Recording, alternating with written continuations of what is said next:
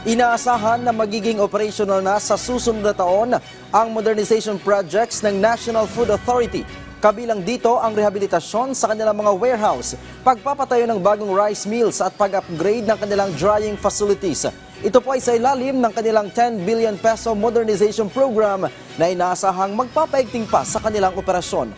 Ayon po kay NFA Administrator Larry Lacson, ang bago at upgraded na warehouse ay makatutulong para mapabuti ang kakayahan ng NFA na mag-store ng bigas at palay na makatutulong para sa mas maayos na pag-manage ng National Rice Inventory.